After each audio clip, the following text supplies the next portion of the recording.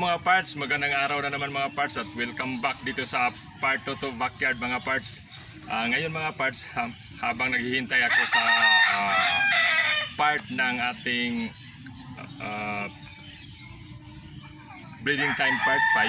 So ngayon, bibisita muna tayo sa kaibigan kong nagmamanok din doon sa lugar ko dati, namin dati, yung bahay namin na nasira sa Yolanda. So ngayon iniwan na namin yun at saka dito kami napunta, kaya iba na yung lugar ko, iba na yung lugar namin sa pagmamanok.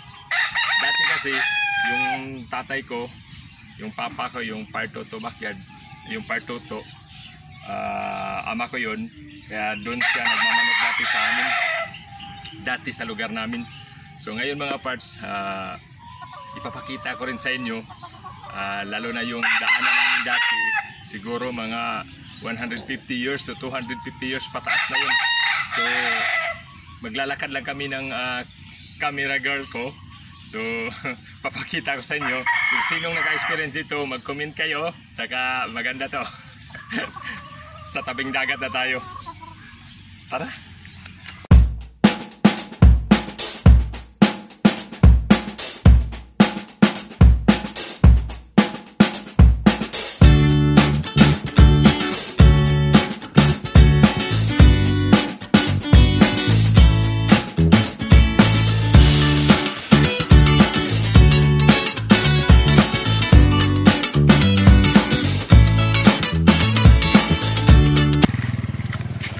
Mga parts, dati wala pa tong daanan na to.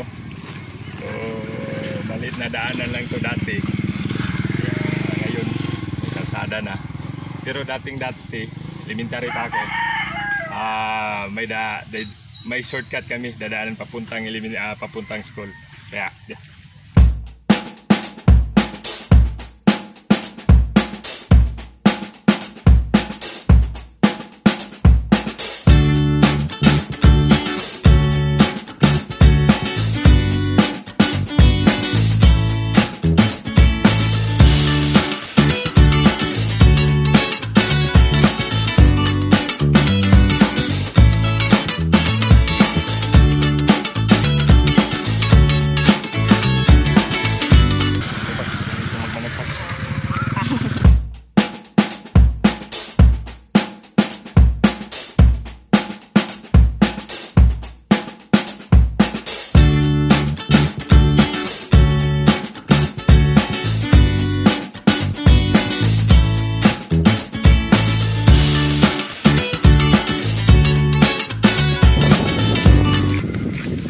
ito yung sinabi kong daanan namin, shortcut papuntang school mga parts.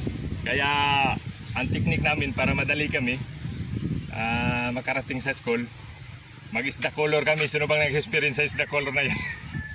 So hanap kami ng kulay, sasabihin ng leader, is the color of blue. Yun, takbo na kami papuntang school. Hindi kami atras dahil hindi kami darating sa school. Pag atras kami papuntang school, madali lang pero pawisan na, wala na. So sino bang nag-experience nun? Comment down below.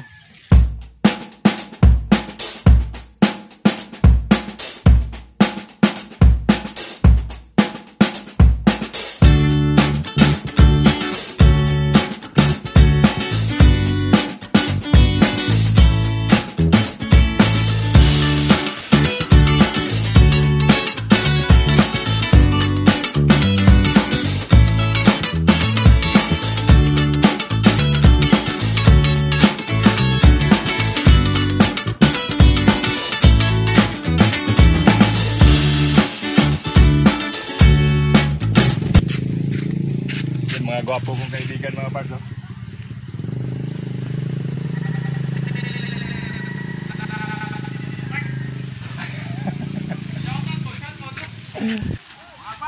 May buntag.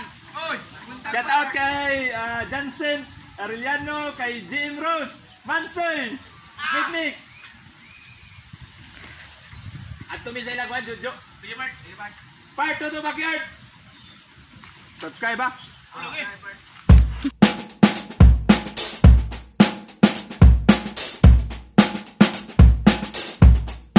At pala ako kay Parts Rebecca Malinaw Anto at saka kay Marlon Panti, at saka yun lang mga parts.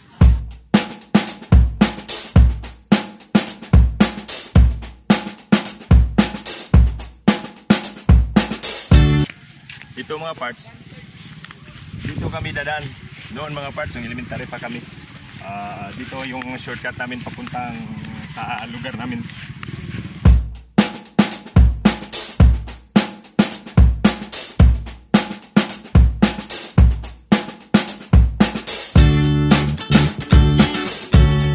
Ito yung sinabi ko mga parts.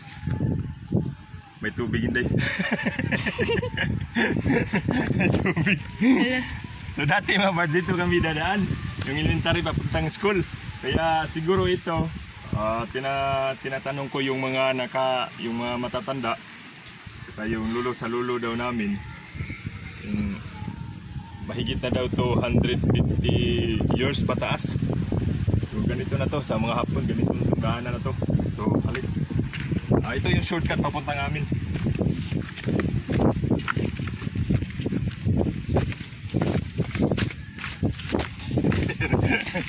May bitin din dahil.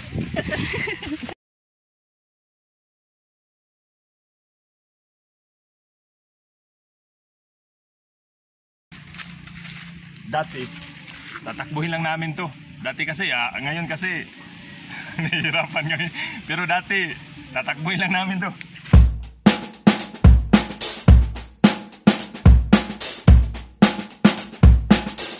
Wala yung punong baliti. Dati, hindi pa to bumagsak. Nandun yan sa taas. Kaya nga bumagsak, nakaharang na. So ngayon, wala na masyadong dumadaan dito. Kaya dati kasi maraming dumadaan dito. Pag alas 12 ng mga madaling araw sa gabi, hindi ngayon, mga alas 6, tatakbuhin na to kasi hindi ko alam, may kababalagan siguro dito. Pero ako hindi naman ako nakakita, yung iba nakakakita, pero ako hindi. Dito.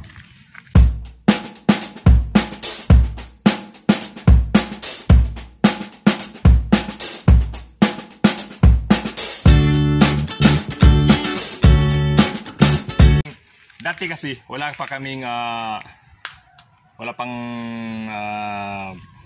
tawag do, yung water district. Yung water district hindi pa nakapunta dito sa amin. Mag-igib kami ng tubig papunta doon sa medyo malaylayo din. Kaya ginawa namin yung tinawag na sagib. Sino bang naka-experience nito ng sagib? Dito kami dadaan. May daanan dito. Magbangka lang kami papunta doon sa igiban ng tubig para may mainom kami. Kasi ngayon may mga time na bawal na mag-igib dyan, bawal na inumin ng tubig. Pero noon walang bawal-bawal, basta may mainom.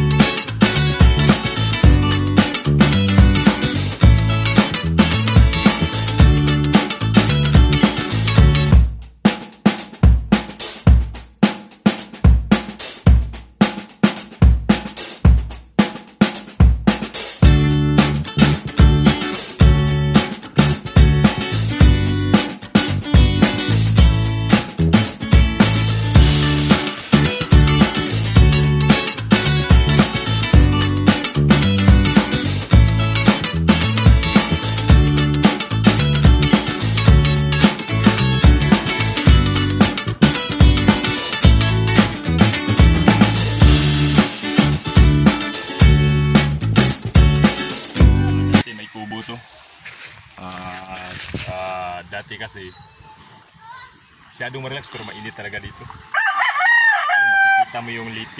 Yan sa harap niyan, liti yan. Sa harap niyan, liti yan. Sira na yung gates dito. Kaya dito, mga parts, dito talaga may mga manok kami dito na papa ko. Papa ko kasi nag-breed ako, wala na tatay ko eh. 21 years old na ako na nagkahilig ko sa manok. Pero dati, lagi akong nag-ano kay Papa. Lagi akong sumasama sa tari, sumasama sa sabong. At nanonood lang ako, hindi ako pumupusta dahil malaking respeto ko sa Papa ko. Nagagalit siya pag nagsusugal ako. Kaya nung namatay siya, iniwan niya yung mga manok niya. Kaya ako nang nag-aalaga. Pero nung umalis ako, nagtatrabaho ako.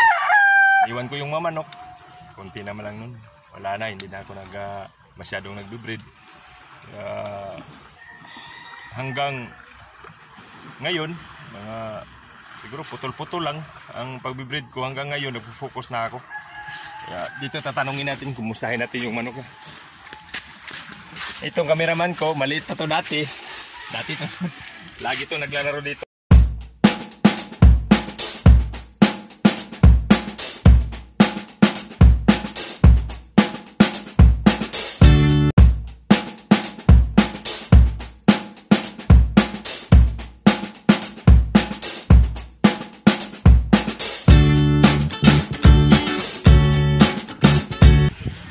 Ito yung may-ari ng mga manukan dito.